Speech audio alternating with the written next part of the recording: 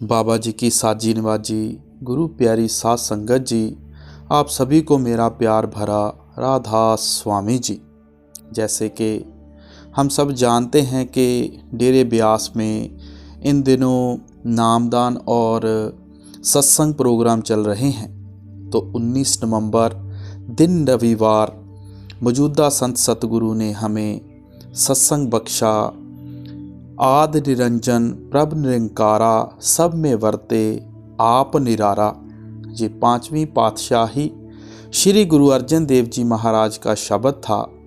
और हमें चाहिए कि सत्संग में आकर वाणी पर विचार करें और देखें कि जो वाणी कहती है हम अपने मन को उस धारणा पर लाते हैं या नहीं।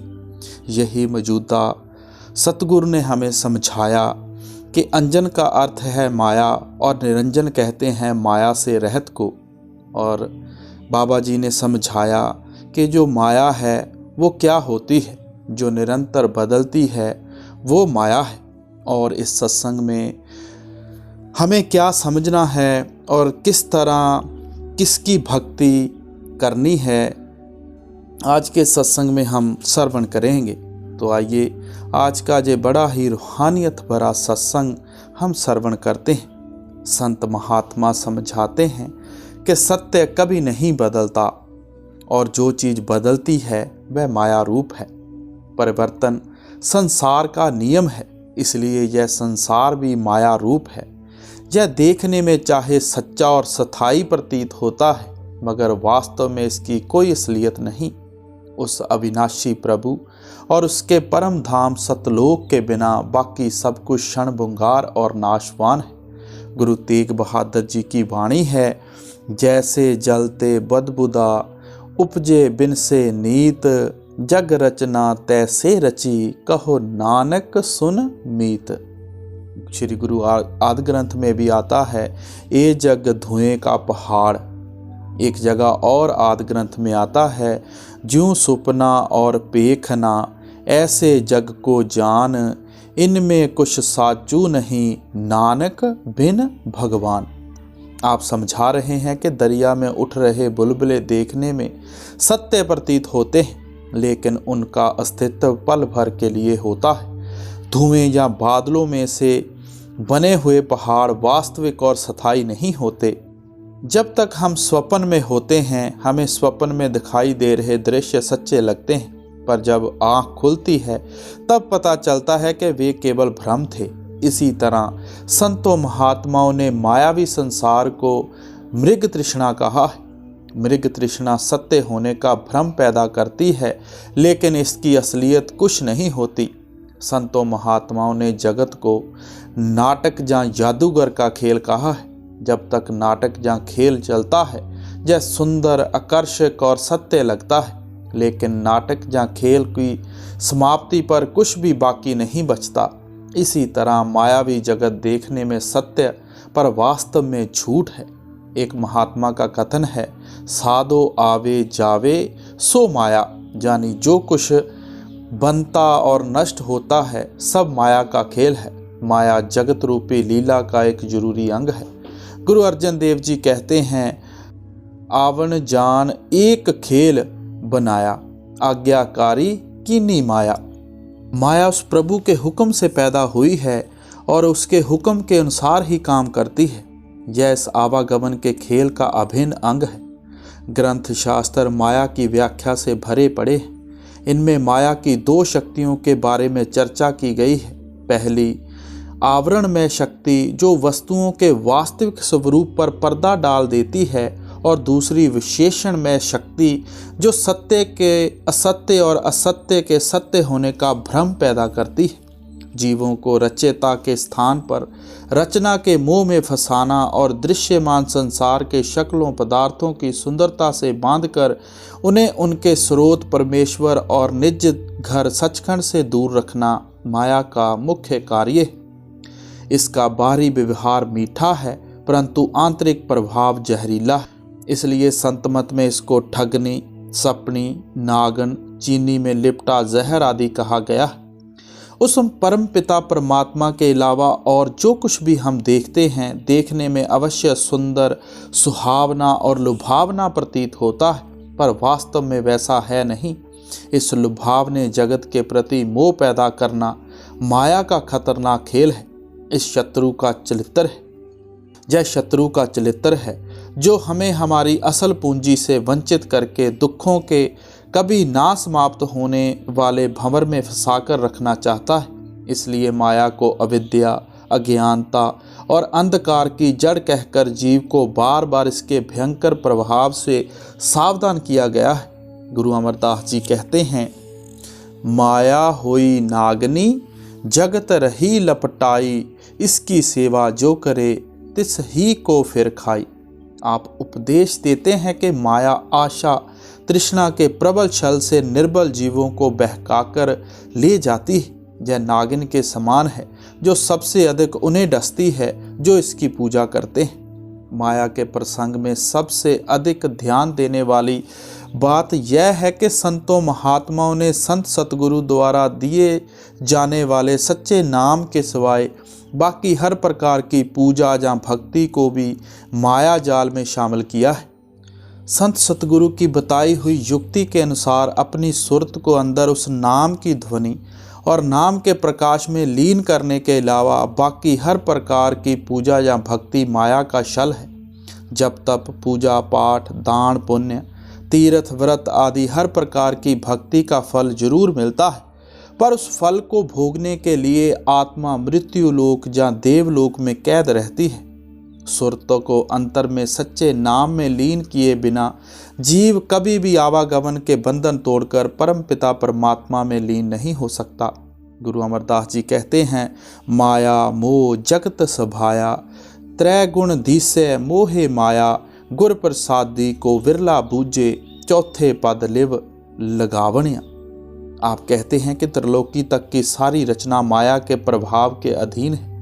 चौथे पद यानी सचखंड में विराजमान सतपुरुष से लिव जोड़ने वाले विरले गुरमुख ही मोह माया का जाल तोड़ सकते हैं। आप कहते हैं, हो वारी जियो वारी माया, मोह शब्द जलावणिया, माया मोह जलाए सो हर्ष्यो चित लाए, हर दर महली शोभा पावणिया।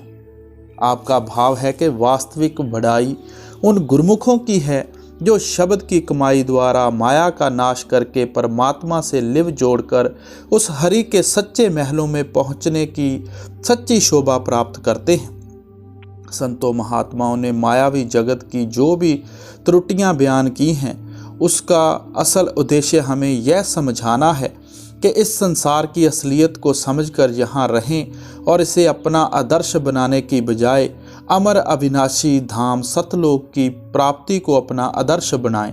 आपकी वाणी है, कहे नानक गुर प्रसादी जिना लिव लागी, तिनी विच्चे माया पाया।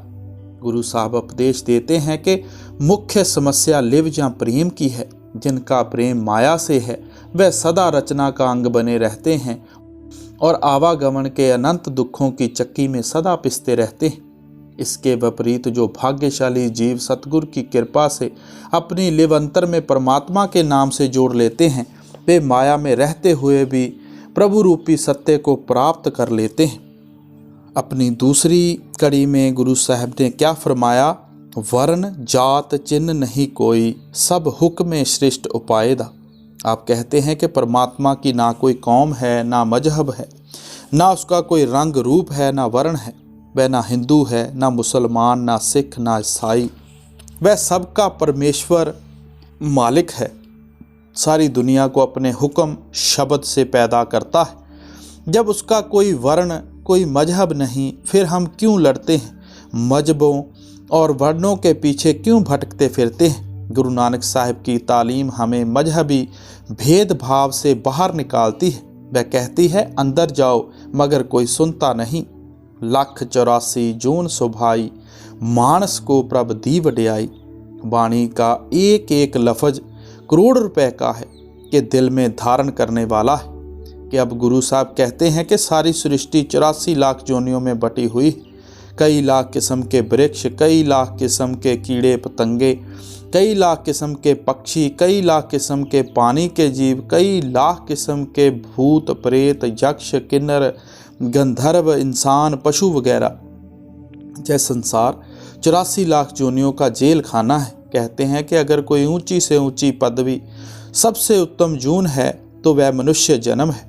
मनुष्य जन्म पाकर हम इस जेल खाने से निकल सकते हैं। इसके सिवाय 84 से निकलने के लिए और कोई जन्म है नहीं। इस पौड़ी ते जो नर चूके, सो आए जाए दुख पाएदा। मनुष्य जन्म परमात्मा से मिलने का दरवाज़ा है। यह ऊंची से ऊंची चोटी और ऊंची से ऊंची सीढ़ी है। कहते हैं कि अगर मनुष्य जन्म में नाम नहीं मिला, पर्दा नहीं खोला, बल्कि ऐसे ही गवा दिया, तो फिर से 84 का चक्कर तैयार है। 84 का चक्कर भोगने के लिए लाखों करोड़ों साल चाहिए। क्या पता यह चक्कर कब खत्म हो और कब बारी आए। फिर अगर मनुष्य जन्म किसी ऐसी कौम में मिले जिसे नाम की खबर ही नहीं, तो किस काम का। मगर अब हमें मनुष्य जन्म मिला हुआ है। क्या ही अच्छा हो अगर हम इसी का फ़ायदा उठा लें। यह उपदेश गुरु नानक साहिब का है। अगर मनुष्य जन्म ना संभाला तो फिर गधा, कुत्ता, सूअर, घास फूस बनना पड़ेगा। कीता होवे तिस क्या कहिए, गुरमुख नाम पदार्थ लइए। अब श्री गुरु अर्जन देव जी फरमाते हैं कि वह परमात्मा जिसने यह दुनिया बनाई है, ऊंचे से ऊंचा और परे से परे है। उसकी बड़ाई तो हमसे हो ही नहीं सकती। हमें चाहिए कि हम किसी गुरमुख से प्यार करके गुरमुख बन जाएं। अब सवाल पैदा हुआ कि हमें गुरमुख बनाने के लिए वह क्या युक्त बताएगा। कहते हैं नाम की कमाई। वह महात्मा नाम देगा, हम नाम की कमाई करेंगे। हमारी आत्मा पर पहले यह स्थूल शरीर है, स्थूल शरीर की स्थूल इंद्रियां हैं, जिनके जरिए हमारा इस स्थूल दुनिया से ताल्लुक है। जब नाम की कमाई करते हुए हम तुरियापद या सहंस दल कबल में जाएंगे, वहाँ सूक्ष्म गिलाफ और सूक्ष्म दुनिया है। जब ब्रह्मा में जाएंगे, वहाँ कारण शरीर है और कारण दुनिया। जब हम पार ब्रह्मा या 10वें द्वार में जाएंगे, वहाँ अमृतसर है, जिसमें नहाकर ना सिर्फ 3 शरीर उतर जाते हैं, बल्कि सारे कर्म नाश होकर रूह निर्मल हो जाती है।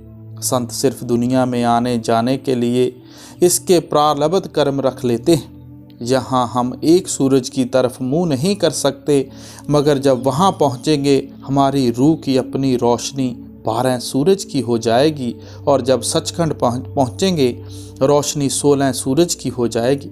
जो सचखंड पहुँच गया वह गुरमुख बन गया। 10वां द्वार संतों की 3री और सचखंड 5वीं मंजिल है। इसी को मुसलमान मकाम हक कहते हैं। सचखंड पहुंचकर गुरमुख को जो ताकत हासिल होती है, उसका अंदाज़ा लगाना मुश्किल है। गुरमुख कोट उधार दा, भाई दे नामे एक कणी। गुरमुख में इतनी ताकत हो जाती है कि अपने कमाए हुए नाम की एक कणी देकर करोड़ों जीवों को सचखंड ले जा सकता है। यही स्वामी जी महाराज फरमाते हैं, गुरमुख की गत सबते भारी, गुरमुख कोटन जीव उभारी।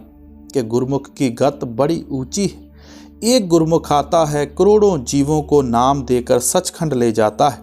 इसलिए गुरु साहब कहते हैं कि अपने नाम की कमाई, कि आप नाम की कमाई करके परमात्मा से मिलो और गुरमुख बन जाओ।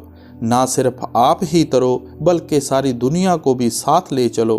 भाव यह है कि प्रभु भक्ति की प्रेम परिपूर्ण भक्ति उसके आसपास ऐसा आध्यात्मिक वातावरण पैदा कर देती है कि जो उसके संपर्क में आता है उस पर गहरा प्रभाव पड़ता है।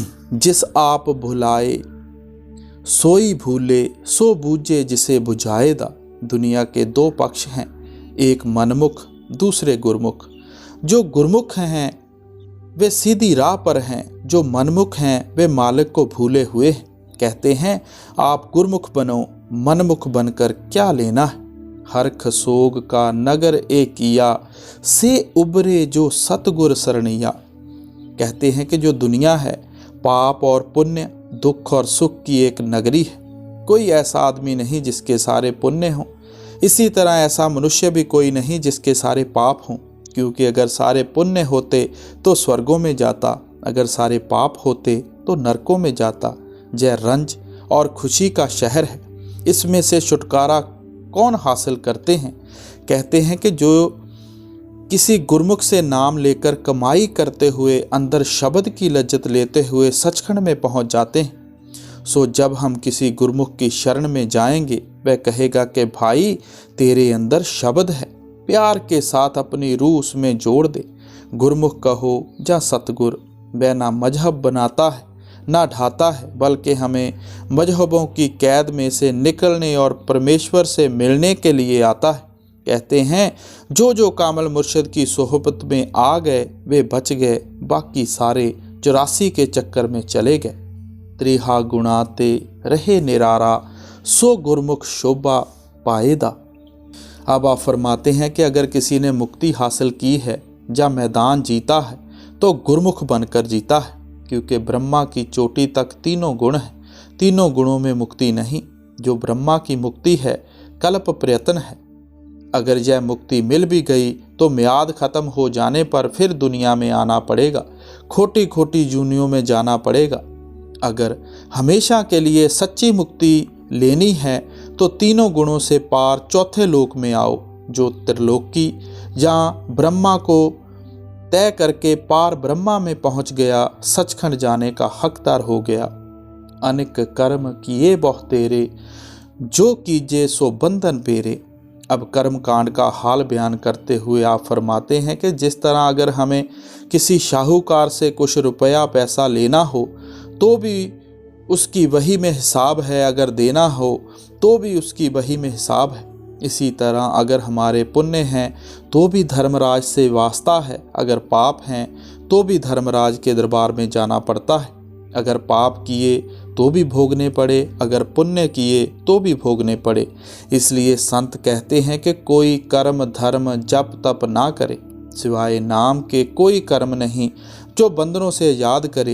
यही मुसलमान फ़कीर और दूसरे मजहब वाले कहते हैं कि अगर मुक्ति है तो नाम में कोई यह ख्याल ना करे कि कर्म करने का फल नहीं मिलता। फल जरूर मिलता है, पुण्य का पुण्य और पाप का पाप, यानी अच्छे कर्म का अच्छा फल और बुरे का बुरा फल। मगर हम जेल खाने में ही रहे, आज़ाद ना हुए। सोचो कितना ऊंचा उपदेश है। वाणी तो वाणी है मगर हम विचार ही नहीं करते। करता बीज बीजे नहीं जम्मे, सब लाहा मूल गवाएदा।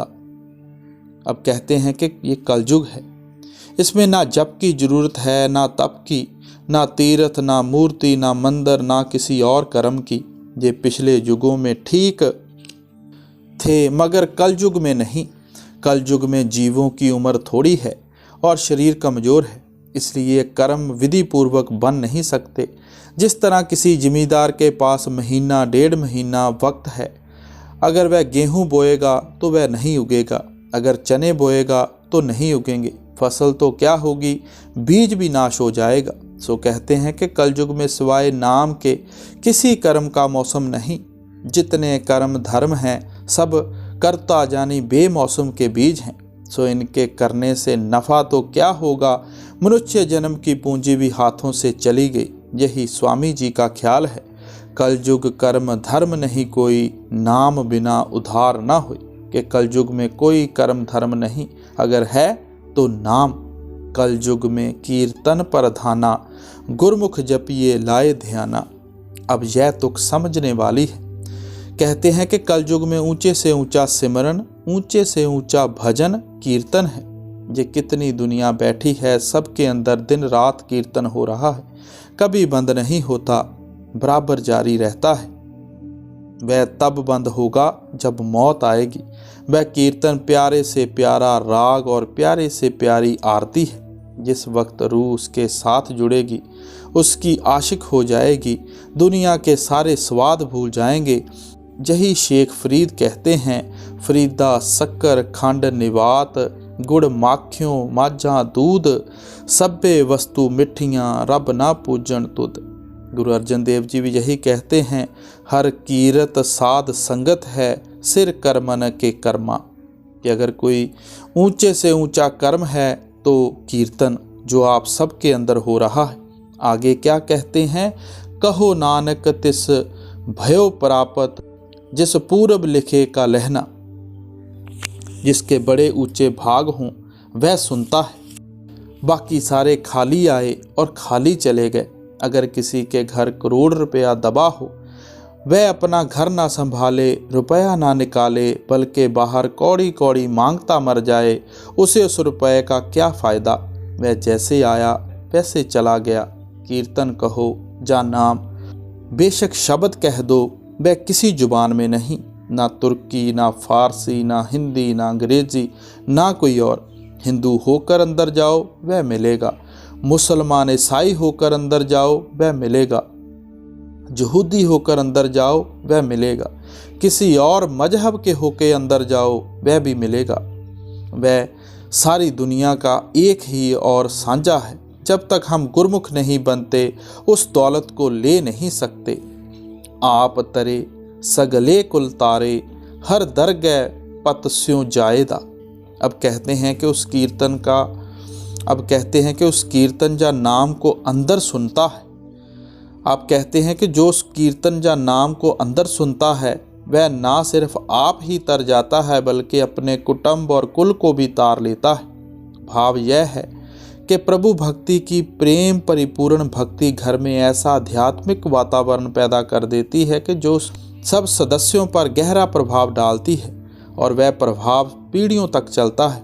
नाम इतना ऊंचा है, फिर आसान से आसान है, पैसा खर्च नहीं होता, बाहर से कुछ लाना नहीं। अगर पिछली रात को जाकर घर में बैठकर 2-3 घंटे रोज नाम की कमाई करोगे तो इज्जत के साथ परमात्मा की दरगाह में पहुंच जाओगे। खंड पताल दीप सब लोआ, सब काले वस आप प्रभ किया, निश्चल एक आप अविनाशी, सो निश्चल जो तिसे ते आएदा। यह बात भी समझने वाली है। कहते हैं कि परमात्मा ने सारी दुनिया खंड पताल मतलब के तरलोकी काल भगवान के अधीन की हुई है। ब्रह्मा की चोटी तक काल का राज है। यही गुरु गोविंद सिंह जी कहते हैं, काल हूँ के काल, महाकाल हूँ के काल हैं। सारी त्रिलोकी का मालिक काल है। कृष्ण भगवान ने अर्जुन को मुंह खोलकर अमली तौर पर दिखा दिया कि मैं काल हूँ और ये सारे कौरवों की सेना के योद्धा मेरे खाए हुए हैं। असली खुदा का तो किसी किसी को ही पता होगा। सारी दुनिया जो त्रिलोकी का मालिक है उसी को परमात्मा माने बैठी है। जो सतनाम सचखंड है वह चौथे लोक में है, वह लफानी है, काल की हुकूमत में नहीं। जो उसकी उपासना करता है वह जन्म मरण में नहीं आएगा बल्कि हमेशा के लिए मुक्त होकर सतलोक में रहेगा। ओम तक की सृष्टि परले में ढह जाती है और सौ तक की महापरले में। जो सचखंड है वह त्रिलोकी शोर भंवर गुफा से भी परे है। वहाँ ना परले आती है ना महापरले। अब इस रमज को कोई कोई गुरमुख ही समझता है। आम हालत क्या है? जो इन जीवों को खाता है यह उसी काल की पूजा करते हैं। जो नेक कर्म करते हैं उनको काल स्वर्ग भी देता है, विकुंठ भी देता है, एक खास म्याद तक मुक्ति भी देता है। काल ने 70 चौकड़ी युग एक बार और 64 चौकड़ी युग एक बार एक टांग पर खड़े होकर कुल मालिक की भक्ति करके उससे त्रिलोकी का राज, स्वर्ग, वैकुंठ वगैरह देश के लिए हुए। वह न रूहों को बना सकता है ना ही मार सकता है। रूह अविनाशी है, सतनाम की अंश है। जितने संत महात्मा और दूसरे फकीर हुए हैं सब ने कहा है कि रूह अविनाशी है और सतनाम सचखंड देश की रहने वाली है। हर का सेवक सो हर जेहा, भेद न जानो मानस देहा। जो सतनाम को इष्ट रखता है, सतनाम की कमाई करता है, वह जब सतनाम के शब्द में जो सचखंड में हो रहा है लीन होगा तो परमात्मा का रूप हो जाएगा। फिर हम उसको मनुष्य नहीं कहेंगे। जब कतरा समुंदर में मिल गया, समुंदर हो गया, फिर हम उसे कतरा नहीं कहेंगे। इसी तरह जो गुरमुख हो गया वह परमात्मा हो गया। गुरु गोविंद सिंह जी की वाणी है, हर हर जन दुई एक हैं, बिब विचार कछु नाही, जलते उपज तरंग ज्यों, जल ही बिखे समाही। कि जो महात्मा रोज सचखंड जाता है हम उसे मनुष्य नहीं समझेंगे। इसमें शक नहीं कि वह हमें समझाने के लिए मनुष्य का चोला पहनकर गुरु बनकर आया हुआ है। ज्यों जल तरंग उठे बौ भांति, फिर सलले सलल समाएदा। सलल कहते हैं पानी को। पानी में हवा भरी, बुलबुला पैदा हो गया, 2-4 मिनट रहा, जब हवा निकली फिर पानी है। इसी तरह महात्मा सतनाम के समुंदर में से आए, अपना काम किया और मालिक में लीन हो गए। गुरु अर्जन देव जी कहते हैं, ज्यों जल में जल आए खटाना, त्यों ज्योति संग ज्योत समाना। एक जाचक मंगे दान द्वारे, जा प्रभ भावे ता कृपा धारे। अब गुरु अर्जन साहब परमात्मा की दरगाह में इल्तिजा जाने विनती करते हैं कि हे मालिक, मैं तेरे दर पर सवाली आया हूँ, कृपा करके मुझे दान दे। क्या? ये आगे बताते हैं, देहो दरस जित मन तृप्तासे, हर कीर्तन मन ठहराएदा। एक तो तू मुझे अपना दर्शन दे ताकि मुझे धीरज आ जाए, दूसरा वह जो अंदर राग हो रहा है, शब्द हो रहा है, मुझ पर खोल दे। जब हम उस राग को सुनेंगे, काम क्रोध लोभ मोह अहंकार सो जाएंगे, रूह मालिक में मिल जाएगी, मुक्ति हो जाएगी। मैं बाहर के तीर्थों का खंडन नहीं करता, लेकिन इतना जरूर कहूँगा कि उससे मुक्ति नहीं। मन को रोकने की दुनिया में कोई दवा नहीं। अगर है तो गुरु के नूरी स्वरूप का दर्शन, मालिक का शब्द रूप। करोड़ों वेद, करोड़ों शास्त्र, करोड़ों ग्रंथ पोथियाँ पढ़ लो, मन वश में नहीं आता। लंका का राजा रावण 4 वेदों का पढ़ा हुआ टीकाकार पंडित ही नहीं, लंका का राजा रावण 4 वेदों का पढ़ा हुआ पंडित ही नहीं बल्कि टीकाकार भी था। उसके वेद भाष्य के मुकाबले और कोई वेद भाष्य नहीं था। क्या उसका मन रुका? कोई नहीं। सीता का हरण किया, आखिर जो उसका नतीजा हुआ सबको मालूम है। वही रावण है जिसकी हर साल हम नकल बनाकर आग लगाते हैं। सो मन को वश में करने का इलाज अंदर कीर्तन को सुनना और दर्शन करना है। रूड़ो ठाकुर किते वस ना आवे, हर सो कुश करे, जे हर किया संत भावे। अब कहते हैं कि प्यारे से प्यारा परमेश्वर किसी के वश में नहीं, अगर है तो अपने भक्तों के, अपने आशिकों के। वे उसके प्यारे पुत्र हैं। प्यारा पुत्र जो चाहे बाप से करवा ले, कीता लोड़न सोई करायन, दर फेर ना कोई पाएदा। संत परमेश्वर के प्यारे पुत्र हैं। वह परमेश्वर उन्हें अपनी दरगाह से खाली नहीं लौटाता। वे जो चाहें परमेश्वर से करवा लें। जिथे अवघट आए बनत है प्राणी, तिथे हर ध्याइये सारंग पानी। जिथे पुत्र कलतर ना बेली कोई, तिथे हर आप छड़ाएदा। आगे कहते हैं कि जब जमदूत आकर इसके सांस निकालते हैं और धर्मराज इसे नरकों में डालता और सजा देना चाहता है, तो वहाँ सिवाय परमेश्वर के और कोई सहायक नहीं होता। ना माँ, ना बाप, ना बेटा, ना बेटी, ना स्त्री, ना धन, ना कौम, ना मजहब और ना कोई और रिश्तेदार। परमेश्वर भी तभी सहायता करता है अगर गुरु से नाम लिया हो। जो हमारे किसी काम नहीं आते उनके लिए हम सारी उम्र लगा देते हैं, और जो मदद करता है, जिसने आखिरी वक्त सहायता करनी है, तो उसके बारे में हम सोचते नहीं। सारंग कहते हैं पपीहे को। जिस तरह पपीहा स्वांति बूंद का आशिक है, इसी तरह संत महात्मा उस नाम का जहाँ काल पुरुष के आशिक हैं। सो कहते हैं कि जहाँ इसका कोई बेली नहीं, वहाँ छुड़ाने वाला नाम है, जहाँ काल पुरुष है। इसलिए हमें चाहिए कि हम उसके साथ सच्चा इश्क और प्यार करें। बड़ा साहिब अगम अथाहा, क्यों मिलिए प्रभ बेपरवाहा। अब गुरु साहब आप ही सवाल करते हैं कि हे अकाल पुरुष तो बड़े से बड़ा करोड़ों खंडों ब्रह्मंडों का मालिक है, और हम यहाँ दुनिया में बैठे हुए हैं, उससे मिलें तो कैसे? फिर आप ही जवाब देते हैं, काट सिलक जिस मार्ग पाए, सो विच संगत वासा पाएदा। कि वह परमात्मा जिसका जन्म मरण खत्म करना चाहता है, उसे संतों की संगत में लाता है। साध संगत के मुकाबले में दुनिया में कोई संगत नहीं।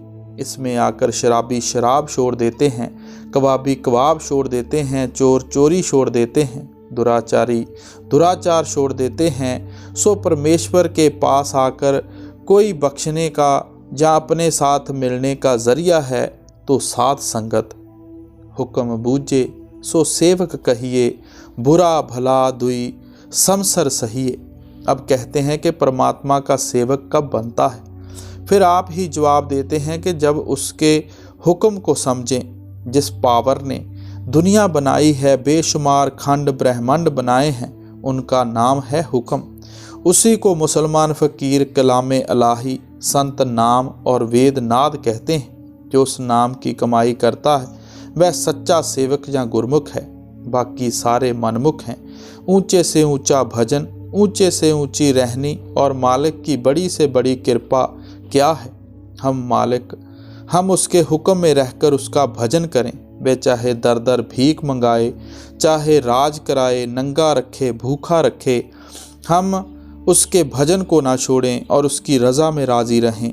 अगर इस नुक्ते पर आ जाओ तो कोई दुख नहीं। हौमे जाए ता एक को बूझे, सो गुरमुख सहज समाएदा। अब कहते हैं कि शब्द की कमाई जो करता है उसकी हौमे और ममता नाश हो जाती है और वह गुरमुख बन जाता है। जहाँ जोगियों ने गुरु नानक साहब के साथ गोष्ठी की है, वहाँ उनके सवालों के जवाब में गुरु साहब ने कहा है, मनसा आसा शब्द जलाई, गुरमुख जोत निरंतर पाई।